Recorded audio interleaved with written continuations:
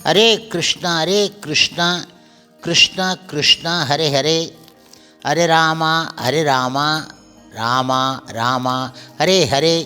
குட்டி கதைகள் 382.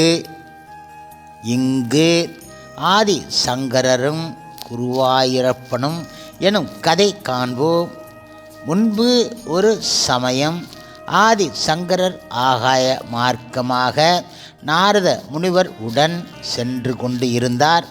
அப்போது நாரதர் தத்துவ மேதையும் அஷ்டமா சித்திகளில் வல்லவருமான ஸ்ரீ ஆதி சங்கர் இடத்தில் தாம் குருவாயூர் இறங்கப் போவதாக கூறினார்.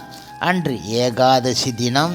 அன்றுதான் பகவான் ஸ்ரீ கிருஷ்ணன் பார்த்தருக்கு பகவத்கீதை உபதேசித்த நாள். அன்றைய தினத்தன்று குருவாயூர் கோவிலில் ஸ்ரீ குருவாயூர் அப்பனை தரிசித்தவர்களுக்கு பகவான் கிருஷ்ணரின் பரிபூரண கடாட்சம் ஏற்படும் என்பது பக்தர்களின் நம்பிக்கை என நாரதர் கூறினார். அவ்விதம் நாரதர் கூறியும் கூட ஆதிசங்கரர் அவரை பின்பற்ற தயாராகவில்லை. ஏன் என்றால் விக்கிரக வழிபாடு செய்வதும் பகவானின் பெயரையே திரும்ப திரும்ப சொல்லும் நாம சங்கீர்த்தனங்கள் எல்லாம் அறியாமையில் மூழ்கி கிடக்கும் பாமரர்களுக்கு உரியது எனவும் தன்னை போன்ற ஆத்ம ஞானிகளுக்கு உரியது கிடையாது எனவும் நினைத்து விட்டார். எனவே அவர் வான மார்க்கமாகவே தமது பயணத்தை தொடர்ந்து சென்றார்.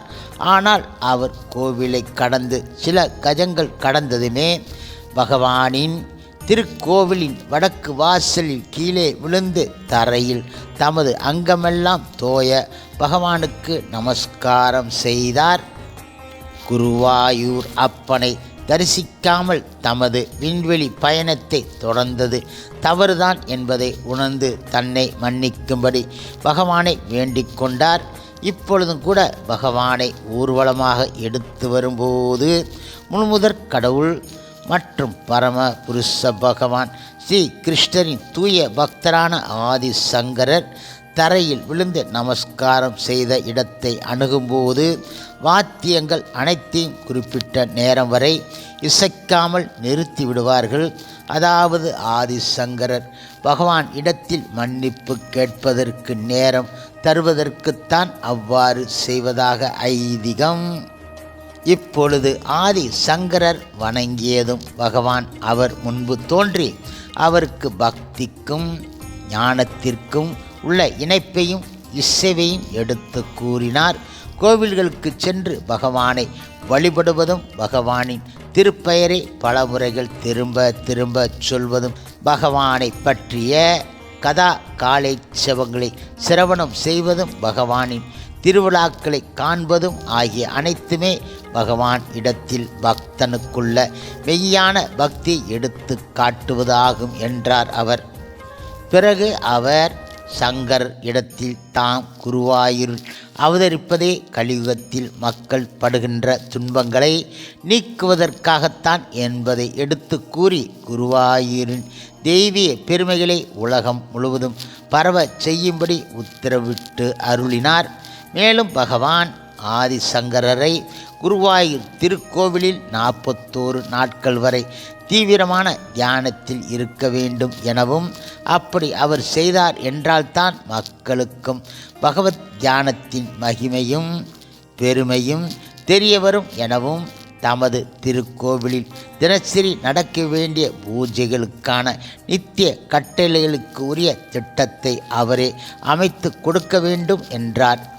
ஏகாதசி தினத்தன்று அதிகாலையில் இருந்து இரவு நேரம் வரையில் தொடர்ந்தாற் போல மிகப்பெரிய அளவில் திருவிழா நடத்த வேண்டும் என்றார் அவர்.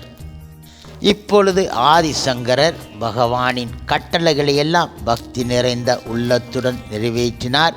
இன்றும் கூட குருவாயூர் திருக்கோவிலில் தினசரி நடக்கும் பூஜைகள் அனைத்துமே ஆதிசங்கரர் வகுத்து அமைத்து கொடுத்த விதிகளின்படியே பின்பற்றி நடத்தப் பெறுகின்றன. ஆதிசங்கரர் ஆண்டுதோறும் வருகின்ற முக்கியமான ஆஷாட ஏகாதசி அன்று நடக்க வேண்டிய திருவிழாவை ஸ்ரீராலயத்தைச் சேர்ந்த அரச குடும்பத்தினரே செய்ய வேண்டும் என அந்த பொறுப்பை அவர்களிடம் ஒப்படைத்து இருக்கின்றார். ஹரே கிருஷ்ணா கிருஷ்ணா கிருஷ்ணா ஹரே ஹரே, ஹரே ராமா ராம ராம ஹரே ஹரே. ஷீல பிரபுபாதரின் சேவையில் இஸ்கான் பக்தர்கள்